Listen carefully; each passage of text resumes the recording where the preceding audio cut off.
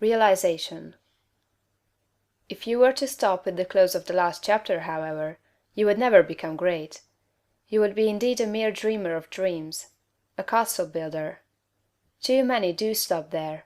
They do not understand the necessity for present action in realizing the vision and bringing the thought form into manifestation. Two things are necessary: firstly, the making of the thought form, and secondly, the actual appropriation to yourself of all that goes into and around the thought form. We have discussed the first, now we will proceed to give directions for the second. When you have made your thought form, you are already, in your interior, what you want to be. Next, you must become externally what you want to be. You are already great within, but you are not yet doing the great things without. You cannot begin, on the instant, to do the great things. You cannot be before the world the great actor or lawyer or musician or personality you know yourself to be. No one will entrust great things to you as yet, for you have not made yourself known. But you can always begin to do small things in a great way. Here lies the whole secret. You can begin to be great today in your own home, in your store or office, on the street, everywhere. You can begin to make yourself known as great, and you can do this by doing everything you do in a great way. You must put the whole power of your great soul into every act, however small or commonplace, and so reveal to your family, your friends and neighbors what you really are. Do not brag or boast of yourself. Do not go about telling people what a great personage you are. Simply live in a great way. No one will believe you if you tell him you are a great man, but no one can doubt your greatness if you show it in your actions. In your domestic circle, be so just, so generous, so courteous and kindly, that your family, your wife, husband, children, brothers and sisters, shall know that you are a great and noble soul. In all your relations with men be great, just, generous, courteous and kindly. The great are never otherwise. This is your attitude. Next, and most important, you must have absolute faith in your own perceptions of truth. Never act in haste or hurry. Be deliberate in everything. Wait until you feel that you know the true way. And when you do feel that you know the true way, be guided by your own faith, though the entire world shall disagree with you.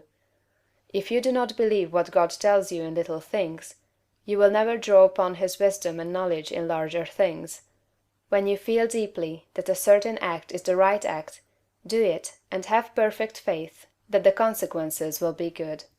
When you are deeply impressed that a certain thing is true, no matter what the appearances to the contrary may be, accept that thing as true and act accordingly.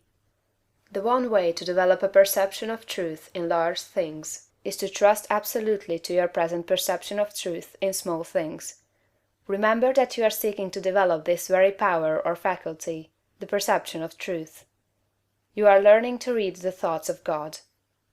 Nothing is great and nothing is small in the sight of omnipotence.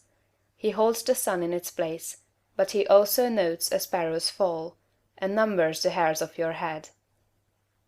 God is as much interested in the little matters of everyday life as he is in the affairs of nations. You can perceive truth about family and neighborhood affairs, as well as about matters of statecraft. And the way to begin is to have perfect faith in the truth in these small matters, as it is revealed to you from day to day.